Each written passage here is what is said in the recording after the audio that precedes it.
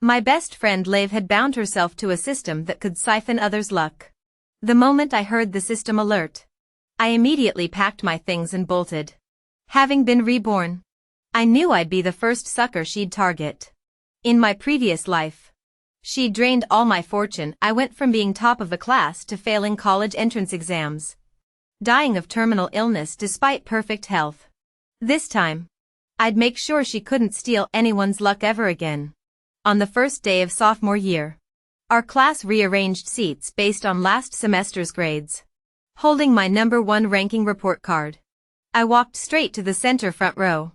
The whole class stared in disbelief until now. I'd always sat in the last 2 rows with my best friend, Jen. Liv approached me with a confused frown. "What are you doing?" I dropped my backpack into the desk cubby, tilting my chin at the seat. "Changing spots." Liv froze, eyes widening. "You're switching seats? Why? Why?" "Because your damn system notifications are too loud for me to concentrate." I shifted slightly to push past her, triggering her system's mechanical voice. "Connection to target lost. Luck absorption failed. Please retry." I'd been reborn.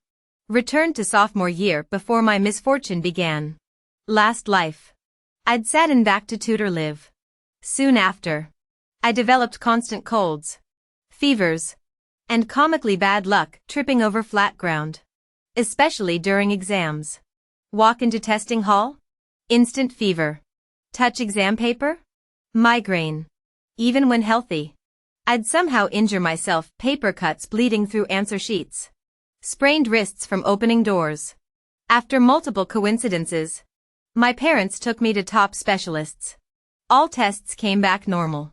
Doctors suggested psychological issues, advising medical leave to recover mentally since I couldn't handle exams.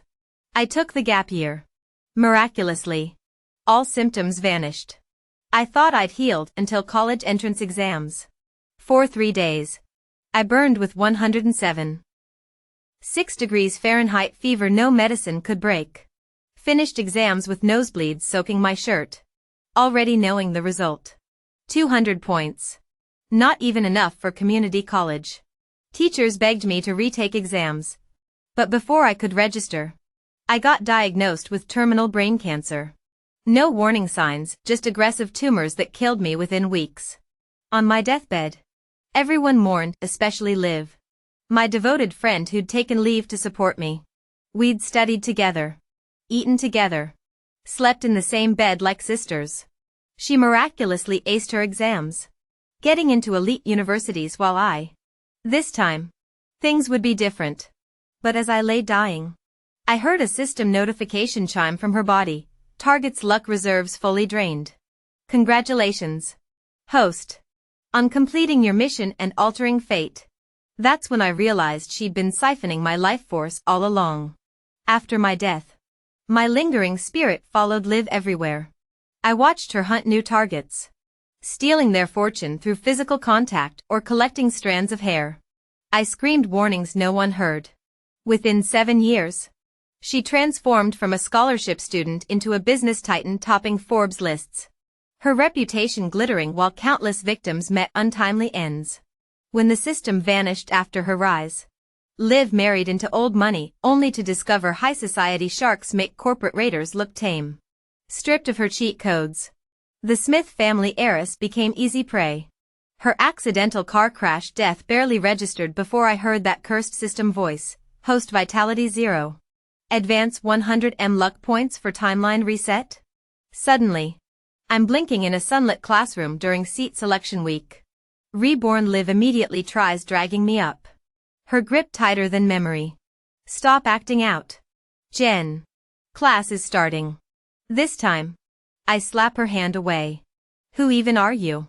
I'll sit where I want." The room falls silent. Everyone remembers Jen Williams doting on her sister from another mister, paying Liv's tuition, hiring nutritionists for her weak stomach, drilling SAT prep nightly. Our BFF act had been Oscar-worthy. Liv smirks, playing her trump card. "Should I play the recording where you begged the dean to room together?" Heat floods my cheeks, but I shrug. "Knock yourself out. Her composure cracks. This isn't the pushover who trailed after her like a lost puppy. When she lunges again, I'm ready. The system might have chosen her. But two can play the rebirth game. This time, every touch she steals will burn. Fine. Let's end this friendship then. Back in the day, she'd perfected the art of playing vulnerable. Fake crying about cutting ties to make me cave. She always thought her tactics worked on me. But that was my past life. Sure. Liv paled at my response. Disbelief flashing across her features. What did you say? Are you even listening? I said we're done. You think this is a joke? I'm warning you, mess with me and there'll be consequences. From now on, I won't acknowledge your existence. Not a single word. Apologize now and I might take it back. God. You're pathetic. Whatever. Done is done. You'll regret this.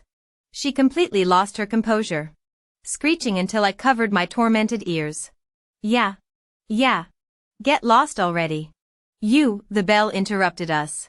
As our homeroom teacher Dave entered, Liv suddenly straightened, her earlier fury vanishing. A smirk crept onto her lips as she pointed at the seat beside mine. Dave. Rearrange the seating. I want that spot. The class erupted in whispers. Mr. Brown adjusted his glasses, momentarily thrown by the casual use of his full name before snapping. You want front row? What's your class rank? Need me to fetch you binoculars? Half the back row wears glasses and manages fine. Special treatment ends here. Our seating chart's been merit-based since freshman year. Who do you think you are? Liv's face darkened during the reprimand, fists trembling as if enduring grave injustice. Finally, she hissed. Mark my words, you'll beg for my help someday.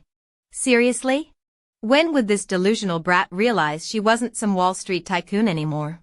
Did her past life CEO position run on this level of idiocy? I bit my cheek to stop laughing. Enough. Mr. Brown barked. Either sit down or wait in the hallway. Humiliated before the whole class, Liv shot me a venomous glare before storming out. But I knew she'd be back. Ever since she'd latched onto me, her parasitic system couldn't drain anyone else. And with that ridiculous billion-point karma debt accruing interest, miss a monthly payment and life would curb stomp her. I expected her to come crawling after class. Yet the whole day passed without a word. When classmates asked, she shrugged like royalty slumming it, I've got better friends anyway. Same old superiority complex from her past life luxury. I kept studying, ignoring the whispers. Soon everyone knew we'd split. Some drama-hungry vultures circled, when are you apologizing? Our dynamic had been their favorite soap opera, spoiled rich girl chasing after the scholarship case. Not this time. The final bell rang. I gathered my books and left without glancing back. Our school operates on a full boarding system with no evening off-campus privileges. After a 40-minute break, we still had 2 extended study sessions scheduled. I needed to grab dinner quickly during this window. Following the slow-moving crowd downstairs, Liv brushed past me with long strides, laughing boisterously with her friends while shooting occasional glances my way. Her cringeworthy immaturity made my second-hand embarrassment flare up again. Their shrill voices trailed into the cafeteria as I sped toward the main gate, goosebumps rising on my arms. Just as I reached the exit, the system alert chimed behind me. Liv suddenly yanked my arm. Jen. Where do you think you're going? Multiple teachers manned the gate checkpoint nightly to catch rule breakers. Her outburst drew all their attention. The Dean of Discipline crossed his arms, blocking my path. What's your class? I shook off Liv's grip. Jenna Williams from 11th grade class 7. After verifying my name on the roster against my uniform embroidery, he stepped aside. Proceed. I thanked him and turned to leave, only to get jerked backward again. Stop. You can't go. Liv's tug nearly made me stumble. Enough. The dean barked. This is completely inappropriate behavior at school gates. Liv's earlier composure shattered as desperation set in. Why aren't you stopping her? Do straight-A students get special privileges? Miss Williams has off-campus living approval. the dean stated firmly. She's cleared to leave after classes. Liv whirled on me, panic flashing across her features. Since when did you get commuting status? Why didn't you tell me? I freed my arm, smirking at her unraveling. None of your business. Without looking back, I walked through the gates. Wait. Jenna. Don't you dare, Liv's shrill protests cut off as teachers physically restrained her. What class are you in? Shouldn't you be at evening study hall? Keep causing disturbances and we'll call your parents. Her final scream carried across the courtyard. Jenna Williams. If you leave now, I'll never forgive you. How did we both get reborn yet she ended up with factory reset brains? I didn't spare a backward glance. Hailing a rideshare home. The empty house greeted me, both parents still at work. The housekeeper gone after preparing dinner. I ate alone, showered, and finished homework. When I finally plugged in my dead phone before bed, it exploded with notifications.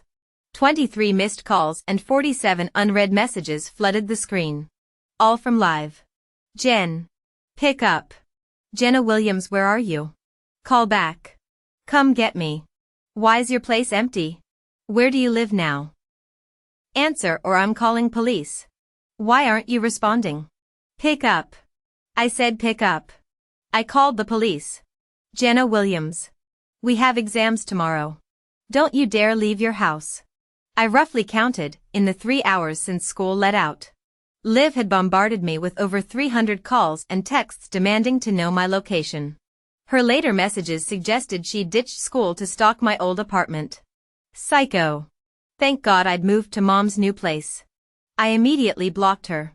Noticing a class group chat exploding with 999 plus messages, everyone except Live. Scrolling up, I found a viral video showing Liv at school gates. Finger jabbing the dean's nose. Do you know who you're talking to? Even the superintendent kisses my ass. I'm warning you, I'm not like these peasants. Move before I lose patience. The crowd erupted in holy shits as the red-faced dean dragged her away. The chat exploded, nuclear cringe. Liv for president. Who does she think she is, fucking Chuck Norris? Nah, she's dead serious. Rich bitch vibes. Ask Jen. They used to be BFFs. At Starry Jen they fought today. Cold War mode. I replied lazily, phone was muted. Not my circus.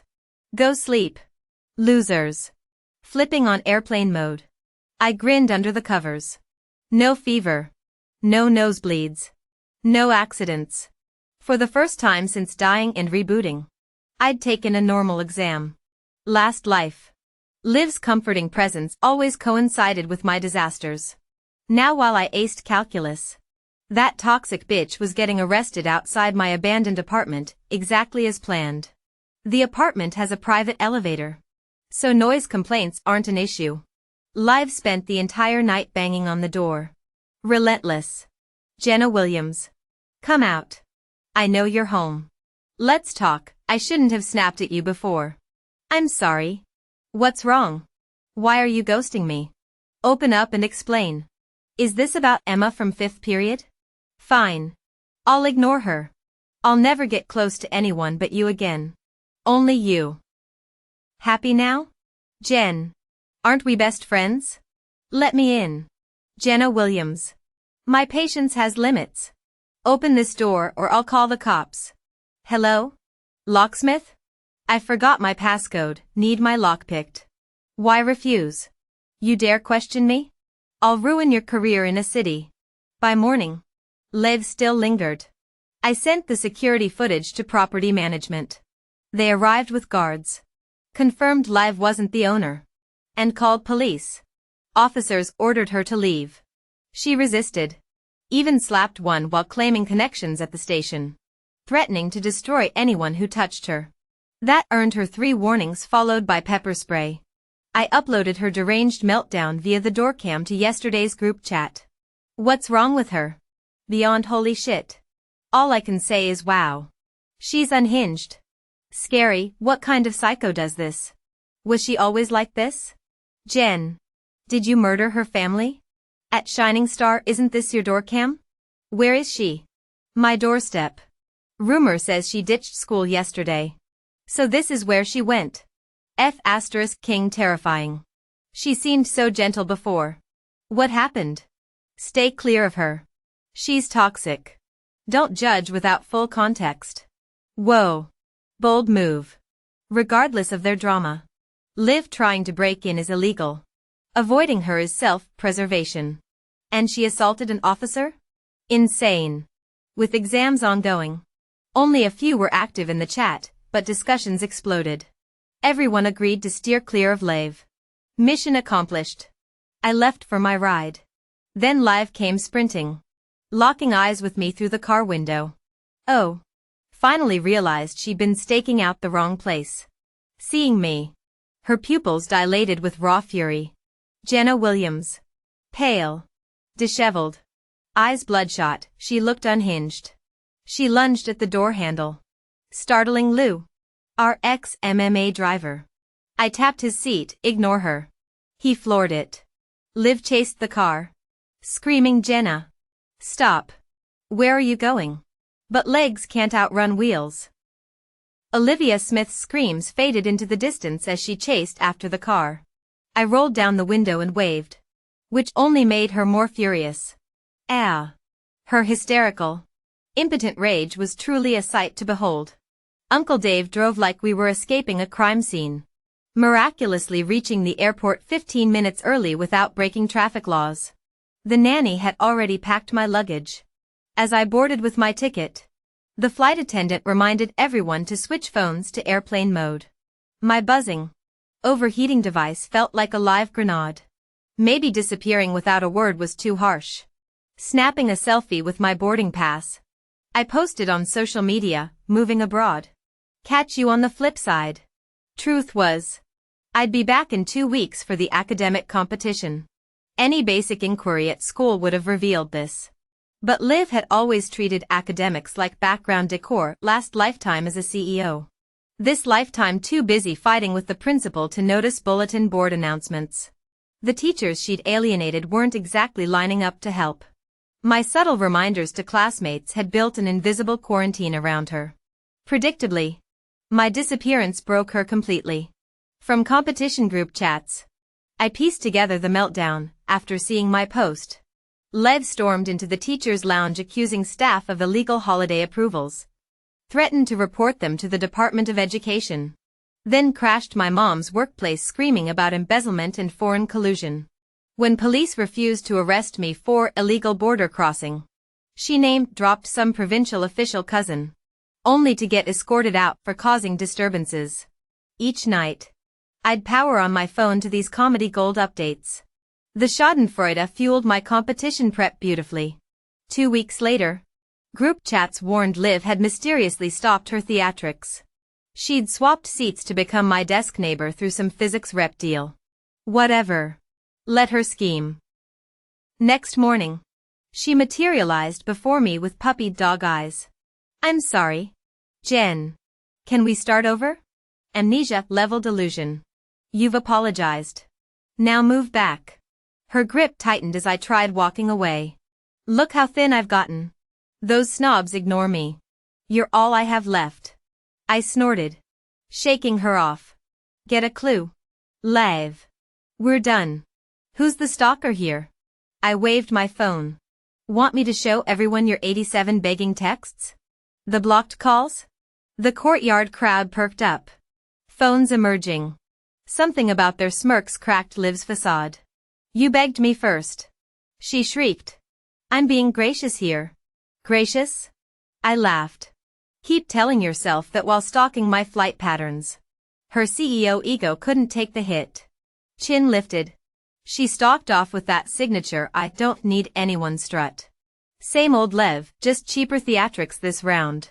Fine. Have it your way. There'll come a day when you'll beg me. Just you wait. She stormed off with a thunderous expression. Disappearing into building 2. 2 weeks apart had clearly amplified her temper. I brushed imaginary dust from my sleeves. Waved at lingering classmates. And headed the opposite direction. Those trailing me to gossip about Liv froze when I turned toward building 1. Wrong building? Switch to the advanced track. I shrugged. Transferred classes. A girl snorted laughter. This'll be epic. Liv's been losing her mind since you vanished. Wait till she finds out you transferred, she'll probably break every window in the East Wing. What's her deal anyway? Why's she obsessed with you? Because she's a psychic vampire stealing my life force. Not exactly coffee shop conversation material. I offered a non-committal smile as the warning bell rang. My new classroom hummed with focused energy, calculators clicking, pages flipping. No one glanced up during my brief introduction. I settled into an empty seat, diving into calculus proofs until my phone buzzed with an unknown number. Where are you? Get to class now. Liv's trademark aggression. I powered off the device. Mid-lecture. Shrieking echoed through the hallway. Jen. The door slammed open, revealing Liv wild-eyed and hyperventilating. She lunged at me, clawing for my hair. You think you're special? Some hotshot abandoning me? Her nails scraped my scalp. Newsflash, your family bought that valedictorian spot. Everyone knows your dad paid for the new library. I kicked her shin hard. Two guys restrained her as she thrashed, clutching stolen strands of my hair. Too late, it's too late, her manic giggles dissolved into hiccups. I almost pitied her. Today marked the repayment deadline for whatever cosmic loan shark she'd bargained with. Fail to return stolen luck, and the system starts repossessing your soul.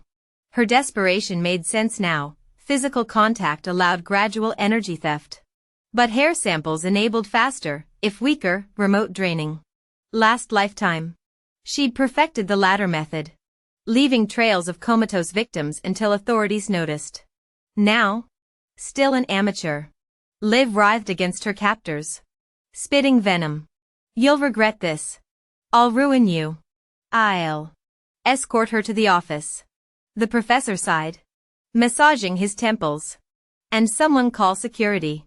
As they dragged her out, I smoothed my ponytail. Let her rage. Every second she wasted screaming was another second I spent rebuilding the future she'd stolen, one calculus problem at a time. The homeroom teacher rushed in breathlessly, gritting his teeth as he grabbed Liv's arm. Olivia Smith. You're done here. Get out right now. Liv had previously yelled at Dean Dave, skipped curfew to leave campus at night, and received a disciplinary strike. She'd caused scenes at my doorstep, assaulted police officers with a hostile attitude, and been reprimanded. During my competition season, she skipped classes to file complaints against the school that never got addressed. From Mr. Brown's comments, the administration had already considered expelling her. Her continued outbursts made dismissal inevitable. Liv stared at me with venomous eyes, her expression glacial. The commotion drew multiple teachers. When the dean entered and saw her again, he unceremoniously dragged the shrieking girl from the classroom. By noon, rumors spread that Liv had been expelled, her family causing a scene on campus. Group chat videos showed her parents and extended relatives surrounding Mr. Brown on the field, screaming that the school corrupted their daughter and demanding lifetime financial support. They insisted the institution either secure Liv's admission to Tsinghua University or provide free K-12 education plus college spots for her siblings. The chat exploded. Some called the family delusional, claiming madness ran in their genes. Others pitted Liv for having parents who neglected her yet exploited her to benefit their other children. I stayed silent, packing my bag to leave. Passing the field, Liv's mom spotted me and charged. You're the one paying my daughter's tuition? Since she's expelled, transfer the money to her brother. Family should stick together. Her father, failing to intimidate Mr. Brown, joined in. The tuition goes to her brother, but living expenses should cover her sister. Tutor both kids, middle schoolers are easier. Who the hell do these moochers think they are? I glared back, seizing their arms. What gives you the right to demand anything? Liv conned me out of $200,000. Where's my money? They scoffed until I showed bank records. Before my rebirth, Liv had borrowed the sum to test our friendship and never repaid. The amount made them salivate. Where is she? Give us that money. She's gone. That ungrateful brat. We birthed her. Her assets belong to us. They schemed loudly about dividing the cash before shoving me away. Collect from her yourself. Not our problem. The leeches scurried off.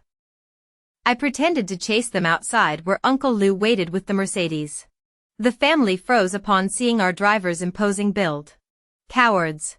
Flipping them off. I moved to enter the car when a gray-clad man lunged with scissors, hacking off my braid. He fled as Uncle Lou called police. Officers claimed broken cameras hindered investigation until I showed my phone. No footage needed. Here's the culprit.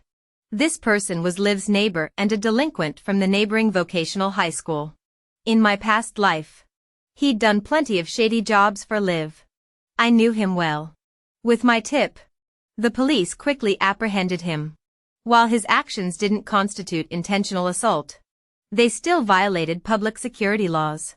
He faced potential fines or administrative detention. My lawyer, citing psychological trauma, refused mediation and announced plans to file a lawsuit. The young thug, inexperienced and intimidated by my legal team, immediately implicated Liv. He claimed she'd promised to date him if he cut my hair. Infatuated since childhood, he thought haircutting wasn't illegal until the handcuffs clicked. When brought in, Liv vehemently denied involvement. The thug ranted but lacked evidence, resulting in her civil detention.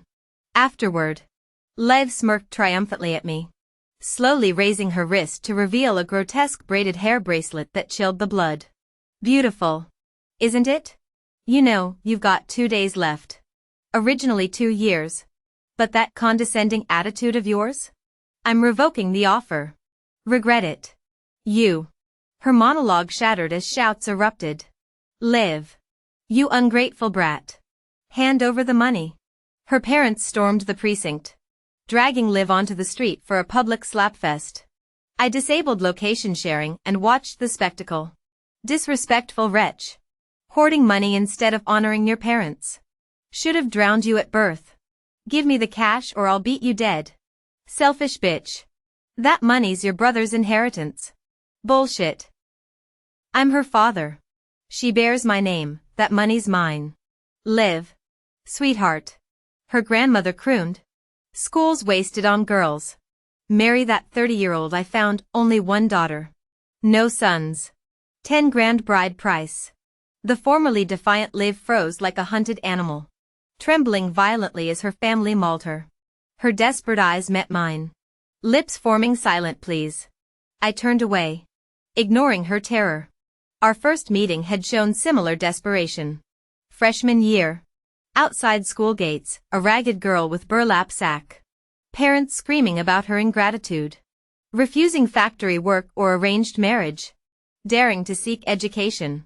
They'd dragged her toward rural matrimony until her eyes lost all light. That's when I intervened. My family's sponsorship bought her freedom. But her leeching relatives siphoned every cent. I ended up funding her survival through allowance money. Initially grateful. Liv studied obsessively, 4 hours sleep. Skipped meals. Endless practice tests. She'd leave improved exam results on my desk like devotional offerings. I admired her grit. Growing closer through shared study sessions.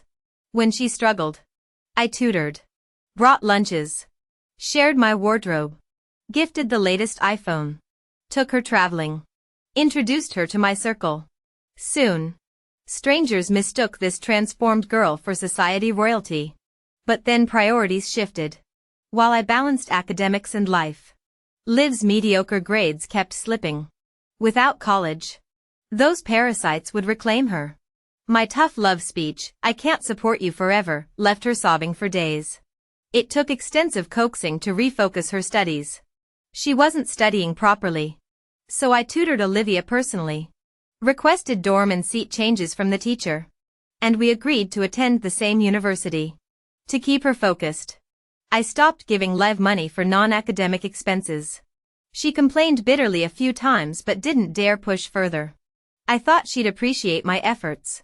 Instead, she showed through her actions not only ignorance but outright betrayal.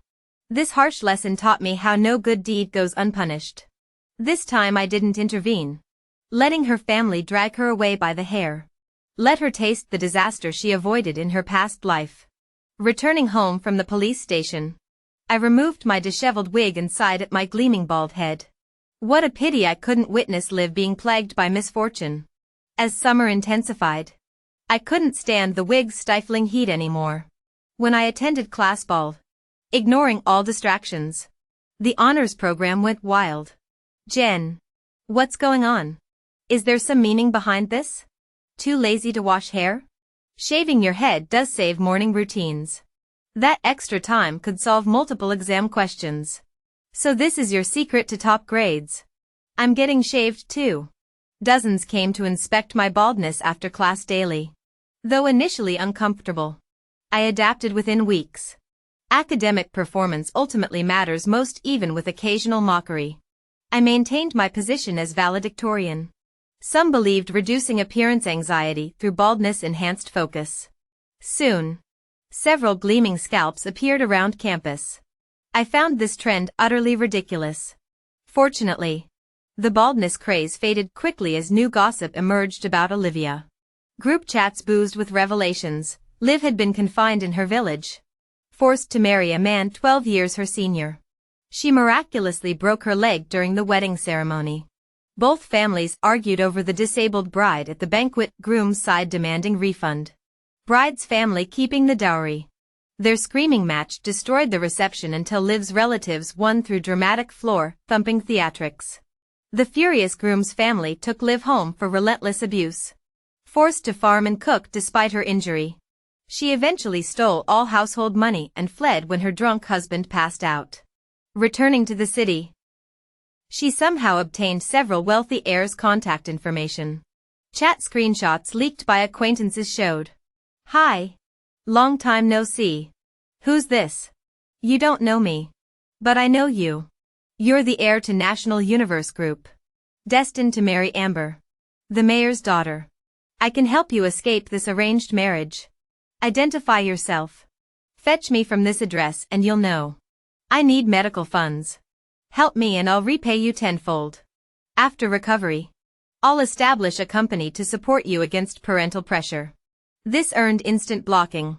Another conversation surfaced. Ethan. I'm Olivia. Never heard of you.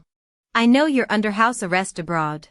Wire money to this account and I'll eliminate your stepbrother. Where did you hear about this? And how exactly can you help me? Your stepbrother has a crush on me. He'll listen to whatever I say. I'll make him hand over the company to you later. Holy shit. What kind of psycho is this? He blocked her after firing off that last insult. Then things got weird. Brian Gu. I'm Olivia Smith. Finally added me. Huh? Everyone's been talking about this lunatic named Olivia Smith who only stalks rich heirs to act crazy with. Fucking hell. I've been waiting days. Thought I got kicked out of the trust fund baby circle. Alright. Let's get this show on the road. Dying to know what dirt you've got. Hurry up. I need screenshots ASAP. These bored trust fund kids had apparently formed some unspoken pact to use Liv as their personal entertainment. They'd bait her into wild rants, then proudly share the chat screenshots in their group. The reactions ranged from secondhand embarrassment to juicy gossip. Since we were classmates, maybe we should crowdfund her therapy? I'm already cringing hard enough to dig a mansion with my toes. Did you hear? After striking out with rich guys, Lev started hanging with that gang from the vocational school across town. Can confirm. Saw her checking into a hotel with some dude wearing their uniform. Wait, she was on crutches at the time. What the actual fuck? No way. I heard she's dating my uncle's business partner. How old's your uncle? 56. His client's around the same age. Excuse me? Saw her in my uncle's party photos. Been too scared to say anything. Image attached, holy shit. Dude looks old enough to be my grandpa. Hey, doesn't that bald head remind you of our class monitor? Are we seriously looking at some weird fetish doppelganger situation here? PFFFT, monitor just caught a stray bullet. The photo showed a rowdy KTV private room packed with laughing guests. Front and center stood a balding man in his 50s. Gold chains glinting against tattooed arms. He was sloppily kissing a heavily made-up girl who looked equal parts bashful and calculated, none other than Liv, who'd been expelled over a month prior. While the group roasted her apparent downfall, I zeroed in on the tattooed man's face. That was an internationally wanted felon, drug trafficking, arms smuggling, multiple murder charges across borders. In my past life, he'd kidnapped my sister only to become her devoted lackey after being enchanted by her aura.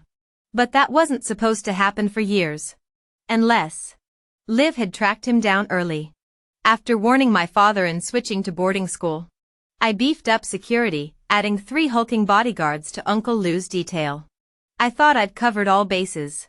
Yet here I was, kidnapped anyway. The felon called it a VIP invitation to his turf. His other guests included every prominent heiress and politician's kid in the city. On the first day, we were forced to call our parents under the kidnapper's demands.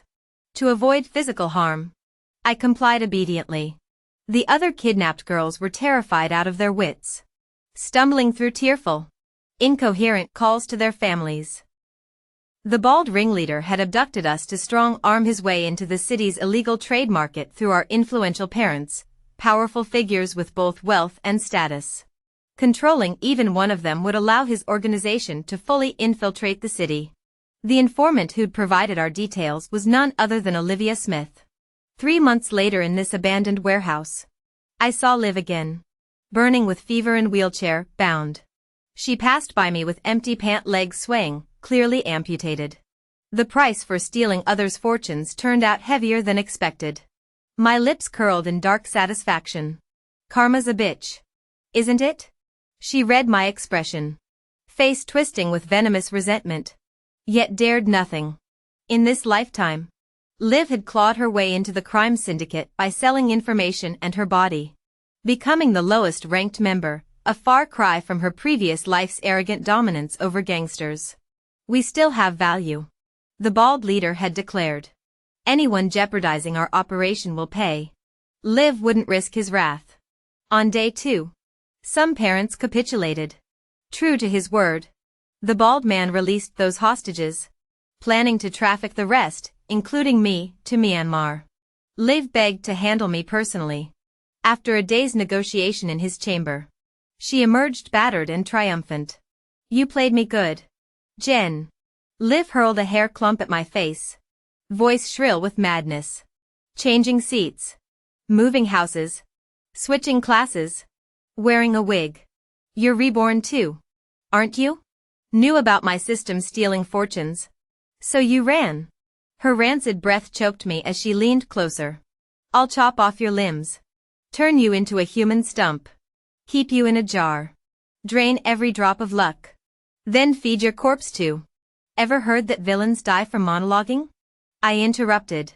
Distant helicopter blades answered. SWAT teams stormed in as chaos erupted. The bald leader got tackled mid-escape. Liv paled, drawing a dagger. Killing you still lets me drain others. As she lunged, a sobbing socialite suddenly broke free, tackling Liv to the concrete. Suspect contained. Let's wrap it up. The command echoed as all the socialites promptly discarded their ropes, swiftly joining the apprehension. Freeze. Police. Liv got pinned face down in the dirt, eyes wild with disbelief as she strained to glare at me. You. I approached with a measured smile. We owe you big this time. Without your help, Baldy here couldn't have crossed borders. The handcuffed thug shot Liv a death glare as he passed, making her flinch violently. Her composure shattered. No. I didn't, she screeched, voice breaking. You framed me. This wasn't supposed to happen. I was given a second chance. Why? Her manic laughter echoed through the warehouse. You're jealous. Jealous of my suitors. My empire. Admit it. Jen. You've always been this pathetic. Scheming. I recoiled abruptly, nose wrinkling. You've wet yourself. The revelation silenced her. Liv gaped at the dark stains spreading beneath her, all fight draining away as reality crashed down. Earlier, I'd explained the inevitable. Her late husband had orchestrated their romance for revenge. His childhood sweetheart had been collateral damage in Liv's earlier kidnapping scheme. Multiple grieving families had united to dismantle her empire. Their meticulous plans leaving no escape route regardless of marital choices. Lies. She'd screamed then. Spittle flying. I'm the heiress. The irresistible femme fatale. I should have married the deputy mayor, no. Professor Liu. Or General Wang. CEO Shui practically begged. Now reduced to trembling silence. Lev, former socialite queen, sat in her own humiliation. The stench of defeat permeating the air. This time. Liv had truly lost it. Watching her descent into madness. I turned away and followed the medical staff off the scene. This would likely be our final meeting. She faced at least a decade behind bars, though given her stolen life force. She wouldn't survive a year. Karma's a bitch. Had she not used that system to drain others' vitality? None of this would have happened. Crime always catches up with you, that's cosmic justice. After all the evil she committed in her past life. She'll spend this lifetime paying her debts. Goodbye. Olivia Smith. She lay crumpled on the floor. Vacant eyes staring at nothing. Whimpering like a wounded animal. I offered her one last smile before leaving with the paramedics. The operation had been flawless. Our city took down an international crime ring. Arresting the bald mastermind and his entire crew. Last lifetime. That bastard evaded justice after Liv married into obscurity. I'd watched helplessly as countless lives were destroyed.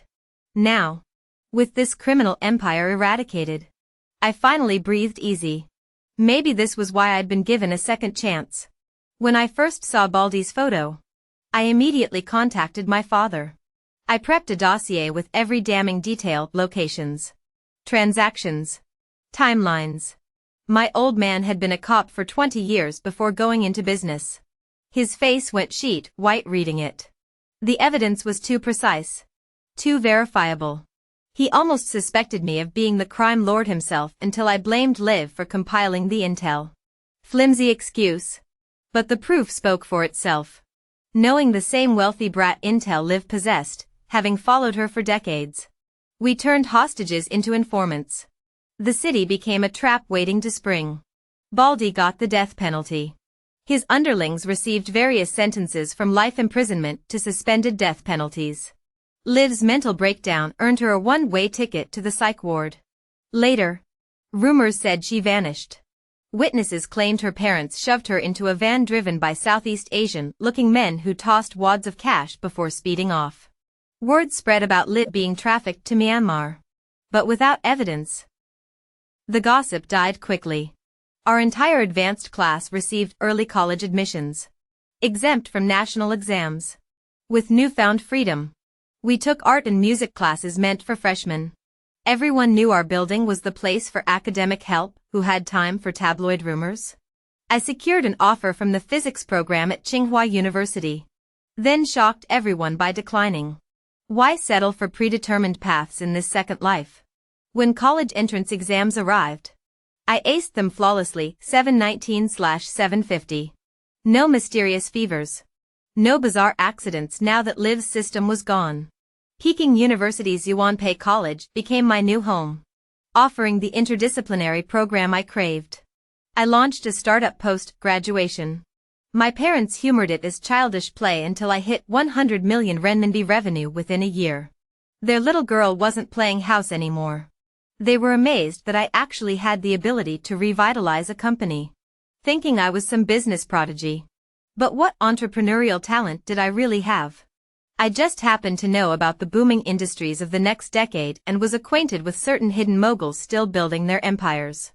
During the summer after my freshman year, when the company's net profits doubled, we went abroad for a team-building trip. After returning from the crisp coolness of the mountain retreat, I took my assistant to sweltering Thailand for business negotiations.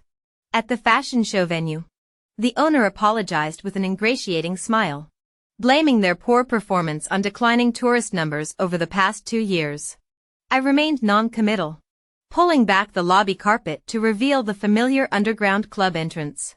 But I never expected the dim, claustrophobic basement to be filled with cages displaying bizarre hybrid creatures for patrons' amusement. At the center of the room stood a raised platform where a mutilated human form sat, a person with all facial features destroyed, reduced to a fleshy mound. The disfigured figure locked eyes with me, tears streaming down as its mouth opened in silent screams, body thrashing violently. That's when I heard the familiar system alert emanating from its body. Connection to target lost. Failed to siphon luck. Attempting reconnection.